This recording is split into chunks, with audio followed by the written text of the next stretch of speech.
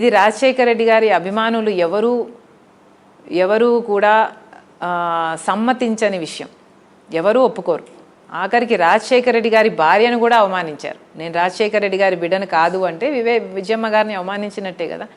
ఆఖరికి ఆ స్థాయికి కూడా దిగజారారు. వాళ్ళ కోసం పాదయాత్ర చేసినప్పుడేమో నేను వైఎస్ షర్మిలారెడ్డి పెద్ద పెద్ద ఫోటోలు వేశారు సాక్షిలో.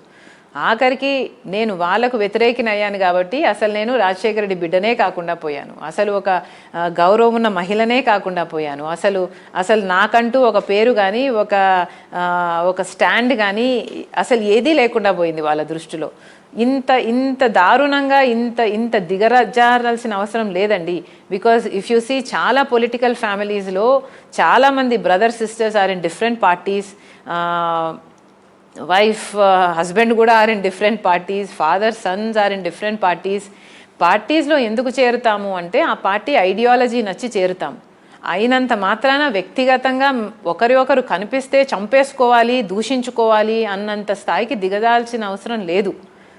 బట్ ఇదంతా జరిగింది అంటే చాలా దురదృష్టకరం. ఇట్ ఈస్ చాలా చీప్ అంటారే మెంటాలిటీస్ అనుకోవాలి.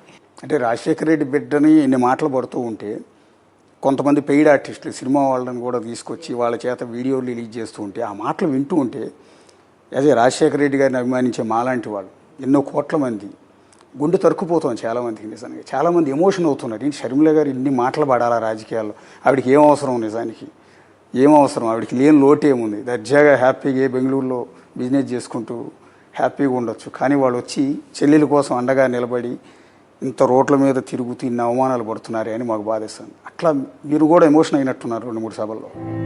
How will it not hurt అండి? It will definitely hurt.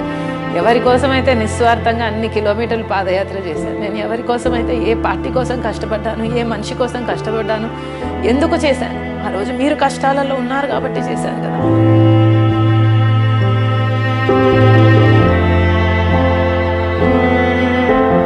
అంతగా కష్టపడి అంత త్యాగం చేస్తే కూడా, నా బిడ్డలను సైతం పక్కన పెట్టి, నా ఇంటిని సైతం పక్కన పెట్టి అంత త్యాగం చేస్తే కూడా మీకు ఈరోజు అదే కాదు, ఏది గుర్తులేదు. అసలు చెల్లెలన్న విషయం కూడా గుర్తులేదండి.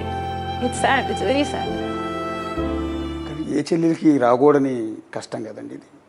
ఏ అన్నా కూడా ఇలాంటివి చేయకూడదేమో. బహుశా ఒకవేళ ఆయనకి తెలియకుండా జరిగితే దాన్ని ఇమీడియట్గా కట్ చేయాల్సిన పరిస్థితి కూడా ఉంటుంది కదా. నా చెల్లెలు, నా రక్తం ముంచు పుట్టిన చెల్లెలు రాజశేఖర రెడ్డి బిడ్డని ఇలా అంటున్నారు ఏంటని ఒక అన్న ఖచ్చితంగా కంట్రోల్ చేయాలి. కంట్రోల్ చేసే పరిస్థితి కూడా ఎక్కడ కనిపించలేదు కదా. ఎక్కడ కనిపించలేదండి. అసలు కేసీఆర్ నా వెహికల్ను టో చేసినప్పుడు కూడా మోడీ గారు అడిగారంట ఆయనని, కానీ ఈయనలో చలనం లేదు. అంత బండరాయిలాగా తయారైపోయాడు. ఎట్లా అండి మీ ఫ్యామిలీ విషయం? నిజానికి చాలామందికి జనానికి తెలుసుకోవాలనే ఉద్దేశంతో అడుగుతున్నాను యాక్చువల్లీ. అసలు ఒకే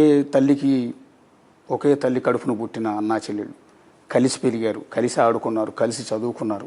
సరే పెళ్ళైన తర్వాత లేకపోతే పిల్లలు పుట్టిన తర్వాత ఫ్యామిలీస్ కొంత మీరు బయటకు వెళ్ళి ఉంటారు.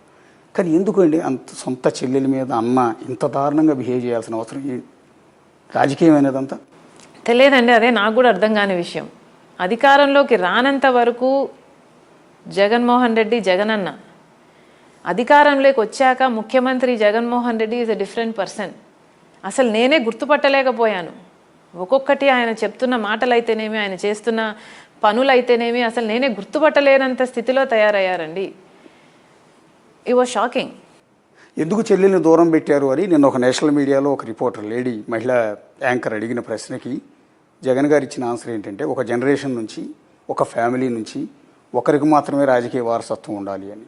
అది నేను మాత్రమే ఉన్నాను, నా చెల్లెలు రావటం నాకు ఇష్టం లేదు. ఒకే ఫ్యామిలీలోంచి వస్తే నెపోటిజం లేకపోతే ఇంకొకటి రేపొద్దున ఆవిడికి నేనేదో మెయిల్ చేస్తే మళ్ళీ కుటుంబ రాజకీయం చేశారని నా మీద ఆరోపణలు చేస్తారు కాబట్టి నేను షర్మిల దూరంగా ఉంచానంటున్నారు.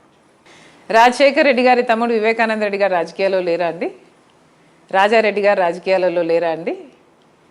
ఆ జనరేషన్ అటు పెడితే ఇప్పుడున్న జనరేషన్లో జగన్మోహన్ రెడ్డి గారితో పాటు అవినాష్ రెడ్డి గారు లేరా అండి? వైవి సుబ్బారెడ్డి గారు లేరా అండి? విజయమ్మ గారు లేరా అండి? వైవి సుబ్బారెడ్డి గారి ఏమంటారు చెల్లెలు భర్త లేరా అండి? ఇలా ఎంతమంది లేరండి? బంధువులుగా ఉన్నవారు ఎంతమంది లేరు? లేనిది నేను ఒక్కదాన్ని. బట్ పర్వాలేదు, నేనేమి ఆయనకు ఎప్పుడూ ఇష్టం లేదు నేను రాజకీయాల్లో ఉండాలి అని. కనుక నేను ఎప్పుడూ అడగలేదు నేను రాజకీయాల్లో ఉంటాను అని కానీ, ఒక పోస్ట్ కానీ, ఒక పదవి కానీ నేను ఎప్పుడూ నోరు తెచ్చి అడిగిందని కాదు. ఇన్ఫ్యాక్ట్ ఆయనే చెప్పాడు ఎంపీగా చేస్తాను నేను అని. అమ్మకు మాటిచ్చాడు కాబట్టి అమ్మే అప్పుడప్పుడు అడుగుతూ వచ్చింది తప్పితే నేను ఎప్పుడూ నోరు తెరిచి అడగను కూడా లేదు నాకు ఇది కావాలి అని. ఎక్కడా రాసి పెట్టలేదండి కుటుంబంలో ఒక్కరే ఉండాలి అని, ఎక్కడా లా లేదు, ఎక్కడా రాసి పెట్టలేదు. ఆయన మైండ్లో ఆయన రాసుకున్నారు, ఫైన్, అదే ఆయన ఇష్టం, ఆయన పార్టీ. కాకపోతే ఇదేదో నేను ఇన్సిస్ట్ చేశాను అందుకు ఈ డిఫరెన్సెస్ వచ్చాయి అన్న ప్రచారం చేయడం is not right, because that is not what happened. అంటే చంద్రబాబు రేవంత్ రెడ్డి కలిసి మీకు ఏదో రాజ్యసభ సీట్ ఇస్తా అన్నారు, లేకపోతే ఇంకో పదవి ఏదో ఇస్తా అన్నారు, అందుకని ఆమెను తీసుకొచ్చి వ్యూహాత్మకంగా నా చెల్లిని నా మీదే ప్రయోగిస్తున్నారు. రేవంత్ రెడ్డి స్కెచ్ చేస్తున్నారు. అంటే టీడీపీ పార్టీలో నాకు రాజ్యసభ ఇస్తారా? కాంగ్రెస్ పార్టీలోనో లేకపోతే టీడీపీలోనో మీకు కోరినట్టుగా రేపొద్దున అవసరమైతే అక్కడ ఉన్న రేవంత్ రెడ్డి, ఇక్కడ ఉన్న చంద్రబాబు కలిసి మీకు రాజ్యసభ లేకపోతే ఇంకోటో. చంద్రబాబు గారి పిచ్చి పట్టిందేమో అని నాకు ఒక చిన్న అనుమానంగా ఉందండి. Because Jaganmohan Reddy is so obsessed with Chandrababu గారు. చాలా డిల్యూషనల్గా ఆలోచనలు చేస్తున్నారు. చంద్రబాబు గారు నన్ను కంట్రోల్ చేస్తున్నారట, చంద్రబాబు గారు సునీతను కంట్రోల్ చేస్తున్నారట, న్యాయం కోసం పోరాడుతుంది తనకు కంట్రోల్ చేస్తున్నారు. చంద్రబాబు గారు రేవంత్ రెడ్డి గారిని కూడా కంట్రోల్ చేస్తున్నారట. చంద్రబాబు గారు ఆఖరికి మోడీని కూడా కంట్రోల్ చేస్తున్నాడంట, ఎందుకంటే చంద్రబాబుతో పొత్తు పెట్టుకున్నాడు కాబట్టి. చంద్రబాబు గారికి అంత పవర్ ఉందా అండి? చంద్రబాబు గారికి అంత పవర్ ఉంటే మరి జైలుకి ఎందుకు వెళ్తాడండి? చంద్రబాబు గారు అంత పవర్ఫుల్గా చేసేది ఎవరండి? జగన్మోహన్ రెడ్డి గారు కదా. ఈయనలాగానే పక్క రాష్ట్రంలో రేవంత్ రెడ్డి గారు ఒక ముఖ్యమంత్రి స్థాయిలో ఉన్న వ్యక్తిని పట్టుకొని ఇంకోటి కంట్రోల్ చేస్తున్నాడు అంటే ఏం చెప్తున్నాడంటే ఈయనని ఇంకోటి కంట్రోల్ చేస్తున్నాడనా? ఈయన ఎవరి చేతితో కంట్రోల్ అవుతున్నాడండి? ఏం మాట్లాడుతున్నారండి? ఒక ముఖ్యమంత్రి స్థాయిలో ఉన్న వ్యక్తి ఇంకొక రాష్ట్రంలో ఉన్న అపోజిషన్ లీడర్ కంట్రోల్ చేస్తున్నాడా? ఆ అపోజిషన్ లీడర్కి పవర్ ఉంటే ఆయన జైలుకు పోకుండా ఆయన కాపాడుకోలేడా? జగన్మోహన్ రెడ్డి గారికి ఒక పిచ్చి పట్టినట్టే నాకు ఆయన మెంటల్ కండిషన్ మీద నాకు జెన్యున్గా కన్సర్న్ ఉంది. ఒక చెల్లెలిగా I want his mental health to be fine and sound. కాబట్టే ఆ రోజు నేను అద్దం చూపించి అన్నా మీరు కనిపిస్తున్నారా, చంద్రబాబు గారు కనిపిస్తున్నారా, దీంట్లో చెక్ చేసుకోండి అని పంపించడం జరిగింది. బికాజ్ ఏది మాట్లాడినా చంద్రబాబే కారణం అండి. ఏదైనా చంద్రబాబే కారణం అన్నట్లు మాట్లాడుతున్నారు అంటే ఇంకా మీరు చంద్రబాబు గారు పిచ్చి పట్టినట్టు డిల్యూషనల్గా మీరు ఆలోచనలు చేస్తున్నారు అని మీరే ప్రూవ్ చేసుకుంటున్నారు కదా. ఆయన నాకు రాజ్యసభ ఇవ్వడం ఏందండి? చంద్రబాబు నాకు రాజ్యసభ ఇవ్వడం ఏంటి? చంద్రబాబు నాకు రాజ్యసభ ఇవ్వగలడంటే నేను ఆ పార్టీలోనే చేరేదాన్ని కదా. అంటే అన్న రీసెంట్గా చేసిన ఒక కామెంట్, పసుపు చీర కట్టుకుని చంద్రబాబు నాయుడు ఇంటికి వెళ్ళింది షర్మిల అనే మాట, మేమందరం రియల్గా చాలా బాధపడ్డాము. అంటే ఒక చెల్లెల్ని ఏ చీర కట్టుకుంది అని ఒక అన్న అంటాడు. నేనైతే నాకు చెల్లెలు ఉంది, నేనైతే అట్లా అనను. ఎగ్జాక్ట్ చాలా బాధాకరం అండి. అసలు పసుపు రంగులో తప్పేముందో నాకు ఫస్ట్ అర్థం కాలేదు. బికాజ్ రాజశేఖర రెడ్డి గారే పసుపు రంగు గురించి సాక్షిలో బ్యానర్గా పెట్టేటప్పుడు సాక్షిలో పసుపు రంగు ప్రపోజల్ వస్తే వై నాట్ అన్నాడు రాజశేఖర రెడ్డి గారు. ఏం పసుపు రంగు చంద్రబాబు గారు సొంతమా? ఆయన ఏమైనా పేటెంట్ రైట్ తీసుకున్నారా? వాళ్ళ సొంతమేం కాదు, పెట్టుకోండి అని ఆ రోజు రాజశేఖర రెడ్డి గారే గ్రీన్ సిగ్నల్ ఇచ్చారు సాక్షిలో అది పెట్టడానికి కోసం. అలాంటిది పసుపు రంగుతో చంద్రబాబు గారిని అసోసియేట్ చేయడము వెరీ అన్లైక్ రాజశేఖర రెడ్డి గారు. అయితే ఇంకా మోస్ట్ బ్యాఫ్లింగ్ ఇస్ తన చెల్లెలు పసుపు రంగు కట్టుకొని ఒకరింటికి పోయింది, మోకరిల్లింది, వాళ్ళ స్క్రిప్ట్ చదువుతుంది, మక్కి పట్టి అని ఎంత మనసులో ఎంత ద్వేషము, ఎంత విషము లేకపోతే అంతటి మాటలు మాట్లాడతారు అని నాకే ఆశ్చర్యం వేసిందండి. అసలు నేను పొద్దున్నే డిసైడ్ చేసుకొని ఏ చీర కట్టుకోవాలి, ఏ ప్రోగ్రాంలు ఉన్నాయి ఈరోజు అనేది నా షెడ్యూల్ను చూసి నేను చీర మ్యాచ్ చేసి కట్టుకోను. రెడీ అయ్యి బయటకు వచ్చిన తర్వాత ఆ రోజు స్కెడ్యూల్లో ఏమేమి అపాయింట్మెంట్స్ ఉన్నాయో ఆ అపాయింట్మెంట్స్ చేసుకుంటూ పోతాం. దానికి అదేదో నేను ఇంటెన్షనల్గా నేను పసుపు చీర కట్టుకొని వెళ్ళినట్టు ఈయన చూశాడా అండి నేను మోకరిల్లడము? ఏం మాటలు మాట్లాడుతున్నారండి? రాజశేఖర రెడ్డి గారి బిడ్డ వెళ్ళి ఇంకొకరి దగ్గర మోకరినాల్సిన అవసరం ఏముందండి? రాజశేఖర రెడ్డి గారు వెళ్ళి తన బిడ్డ పెళ్ళవుతుందని కార్డు ఇచ్చాడు అదే చంద్రబాబు గారికి. ఆయన వచ్చాడు కూడా, నేను కూడా నా కొడుకు పెళ్ళవుతుంటే కార్డు ఇచ్చాను మర్యాదగా. రావడం రాకపోవడం ఆయన ఇష్టం, బట్ కార్డు ఇవ్వడం వరకు మన మర్యాద వరకు మా following in dad's footsteps అన్నట్లు నేను పోయా. మక్కీ కూడా నేను బట్టి కొట్టి ఆయన చెప్పిందంట నేను అప్పచెప్తున్నానంట. మక్కీ చెప్పే అలవాటు ఎవరికి ఉందండి? జగన్మోహన్ రెడ్డి గారు పేపర్ చూడండి అసలు ఒక మీటింగ్ ఒక 2 నిమిషాలు కూడా మాట్లాడలేకపోతున్నారు ఈ మధ్య. మక్కీ ఎవరికి అలవాటు ఉందండి? ఎంత మనసులో ఎంత విషము ద్వేషము ఎంత ఎంత లేకపోతే అలాంటి మాటలు మాట్లాడతారో నాకు కూడా చాలా బాధేసింది. అవినాష్ రెడ్డి కనుక కడప ఎంపీగా మరోసారి సీట్ ఇవ్వకపోతే షర్మిల ఎన్నికల్లో పోటీ చేసేవారు అసలు? లేదండి, అవినాష్ రెడ్డికి సీటు కేటాయించకపోతే, అవినాష్ రెడ్డి బరిలో లేకపోతే షర్మిలారెడ్డి కడపలో పోటీ చేసేది కాదు, అవసరం లేదు. ఇది వివేకానంద రెడ్డి మర్డర్ కేసుకి రాబోయే ఎన్నికలు ఒక రెఫరెండం లాగా కనిపిస్తున్నాయి, పర్టికులర్గా కడప పార్లమెంటు నియోజకవర్గానికి సంబంధించి. నాకు సంబంధించినంత వరకు న్యాయానికి నేరానికి మధ్య జరుగుతున్న పోరాటం.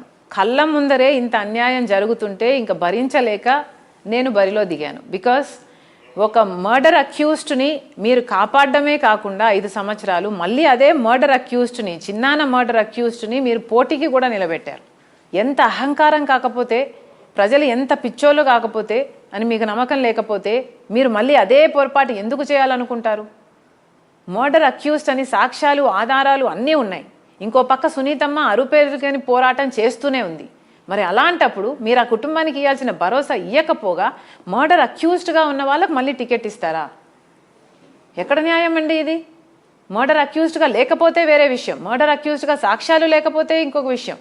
సాక్ష్యాలు ఉన్నాయి, ఆధారాలు ఉన్నాయి, అక్యూజ్డ్గా ఛార్జ్ షీట్లో పేరు పెట్టారు, మీరు కర్నూలులో అంత ప్రొటెక్ట్ చేసుకొని కాపాడారు, అంత చేసి మళ్ళీ ఆయనకే టికెట్ ఇవ్వడం అంటే ఇంకెవరు లేరా అండి? రాజశేఖర రెడ్డి గారి కుటుంబంలో మీరు బంధువులకే ఇవ్వాలనుకుంటే జార్జ్ రెడ్డి కొడుకులు లేరా? రవీంద్రనాథ్ రెడ్డి కొడుకులు లేరా? ఎవరికి ఇవ్వకూడదు మీరు టికెట్? మళ్ళీ అవినాష్ రెడ్డికే ఇచ్చారంటే ఏమిటి మీ అహంకారం? కాకపోతే ఏమిటిది? స్టిల్ ఇప్పటికీ ఆయన అంటున్నమాట, అక్కా చెల్లెళ్ళు ఈ విధంగా రోడ్డు మీదకి వచ్చి జనాలందరి దగ్గరికి వెళ్ళి వివేక హత్య కేసు నిందితుల గురించి పదే చెప్పి ఇంత కష్టపడుతున్నా కూడా జగన్మోహన్ రెడ్డి అన్న మాట ఏంటంటే, మా చెల్లి అక్కడ ఎంపీగా గెలవదు, ఎట్టి పరిస్థితిలో గెలవదు, నాకు అదే బాధ వేస్తుంది, ఆవిడ ఓడిపోవటమే నాకు బాధ కలిగిస్తుంది అని అంటున్నాను. దేవుడు అంత బాధ పెట్టాడండి, నేను కూడా అంత బాధ పెట్టదలుచుకోలేదు, నేను తప్పకుండా గెలుస్తాను. యా, కన్క్లూడ్ చేసే ముందు ఒకటే అండి, బేసిక్గా ఇది సరే ఇప్పటిదాకా మిమ్మల్ని ఏడిపించాము, నిజంగా బాధ పెట్టాము కూడా, కొన్ని ఇష్యూలు గుర్తు చేసి అది సందర్భం ప్రజలకు చెప్పాలనే ఉద్దేశంతో.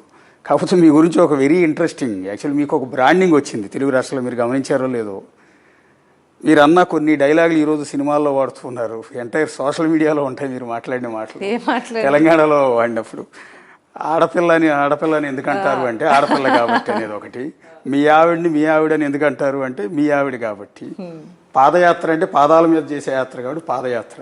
ఇది ఈరోజు విపరీతమైన సోషల్ మీడియాలో విపరీతమైన ట్రెండింగ్లో ఉన్న ఇష్యూ, సినిమాల్లో వాడేస్తారు మీడియాలో. మీరు గమనించారు ఇదంతా? లేదండి, నాకు తెలియదు. But any publicity is good publicity, why not?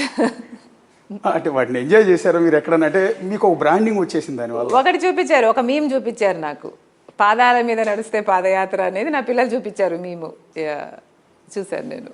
అంటే అది క్యాజువల్గా వచ్చేసిందా లేకపోతే ప్రిపేర్ అయ్యి చెప్పారు? లేదండి, క్యాజువల్గా వచ్చింది, very casual it was. Because ఆ సందర్భానికి నేను ఆ సబ్జెక్ట్